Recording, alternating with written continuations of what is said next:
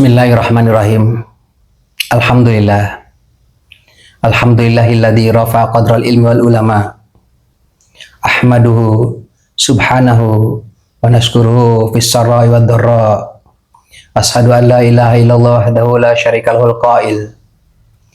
Innama yahsallahu fi ibadil ulama.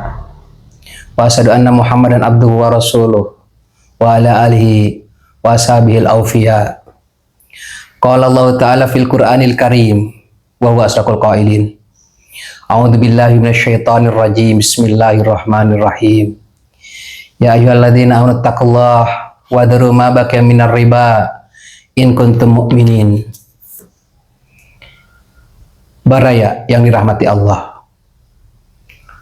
Allah Subhanahu wa taala dengan tegas dalam surat Al-Baqarah ayat 278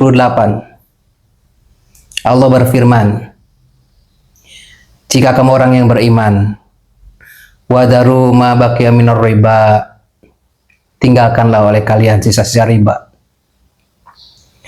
Begitu serius pembahasan riba sehingga Rasulullah Muhammad SAW melalui hadis riwayat Muslim nomor 1598 Rasulullah menyampaikan, la'an Rasulullah sallallahu alaihi wasallam, melaknat Rasulullah Muhammad sallallahu alaihi wasallam. Siapa yang dilaknat oleh Rasulullah Muhammad sallallahu alaihi wasallam? Aklur riba, yaitu yang memakan riba. Na'udzubillahi min dzalik. Sungguh luar biasa Islam tentang riba ini. Mudah-mudahan kita tidak termasuk orang yang dilaknat oleh Rasulullah Muhammad SAW dan bertentangan dengan perintah Allah Subhanahu wa taala, yaitu pelaku riba. Lantas kalau begitu, apa yang dimaksud dengan riba? Riba secara etimologi adalah ziyadah, menambahkan. Dalam konsep Islam, riba itu adalah sebuah praktek mengambil keuntungan tidak dengan adil, yang bertentangan dengan prinsip-prinsip keadilan dan kesetaraan dalam Islam. Jadi, saat mengambil keuntungan tertentu dengan perlakuan yang tidak adil, bahkan cenderung zalim, maka itulah riba. Di dunia saat ini, di zaman modern saat ini, segala kegiatan perekonomian kita berpotensi untuk menimbulkan riba. Apa saja kira-kira potensi riba itu? Potensi riba, contohnya adalah bunga bank yang tidak adil, yang hanya disepakati oleh sepihak saja, dengan menguntungkan pihak tertentu saja, dengan batasan-batasan tenor pembayaran yang disepakati sepihak, maka disitulah potensi riba. Kemudian, mengambil keuntungan yang tidak wajar dalam hal jual beli dengan cara membohongi konsumen, barang yang kualitasnya buruk tetapi harganya tinggi sama dengan kualitas yang bagus, atau mengurangi timbangan, atau bahkan cenderung culas sehingga dia mengambil keuntungan pada jual beli itu, maka disitulah potensi riba.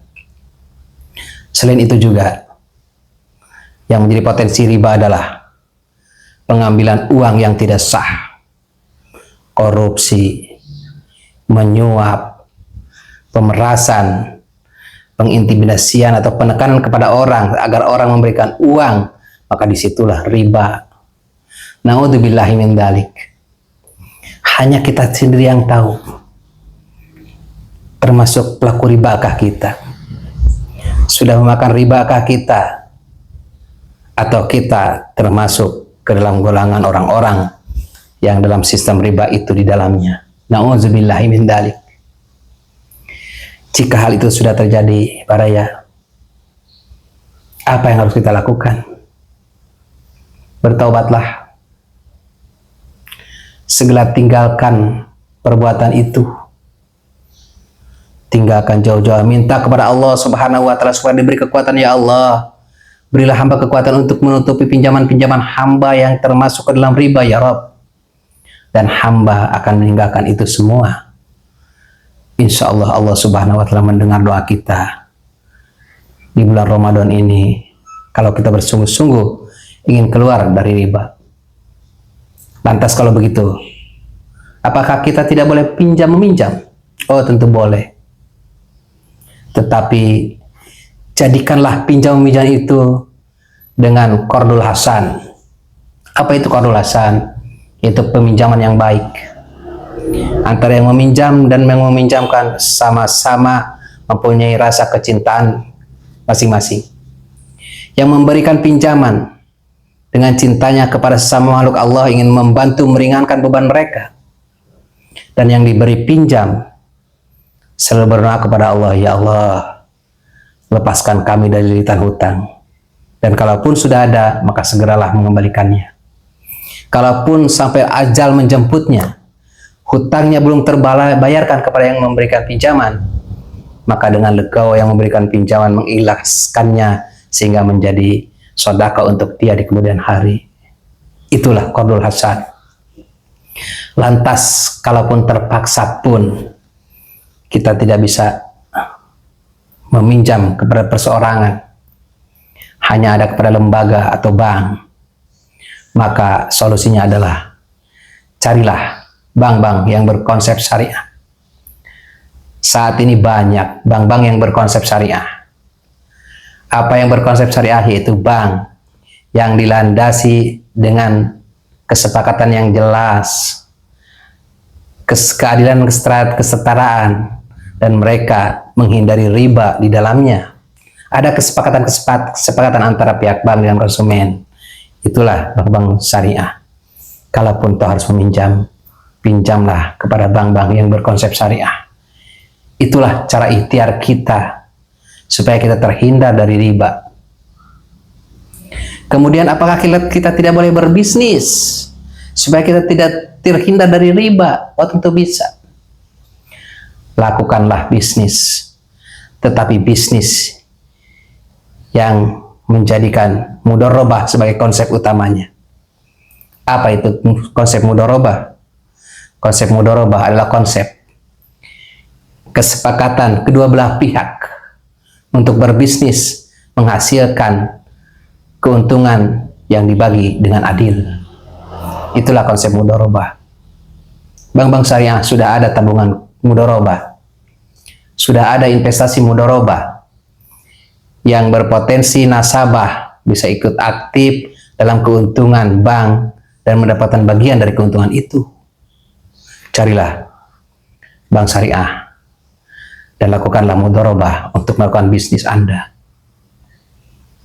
Apakah kita tidak boleh berinvestasi untuk meninggalkan riba? Oh, boleh.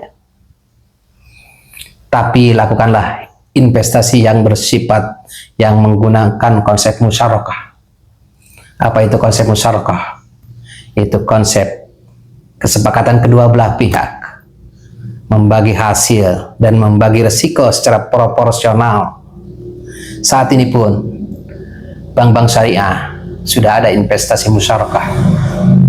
Mudah-mudahan ikhtiar-ikhtiar itulah yang akan membawa kita terhindar dari perilaku-perilaku riba.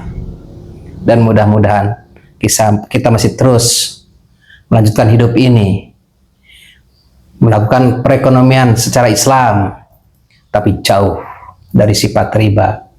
Mudah-mudahan kita tidak termasuk orang-orang yang dilaknat oleh Rasulullah dan bertentangan dengan Allah Subhanahu wa Ta'ala. Barakallahu fikum.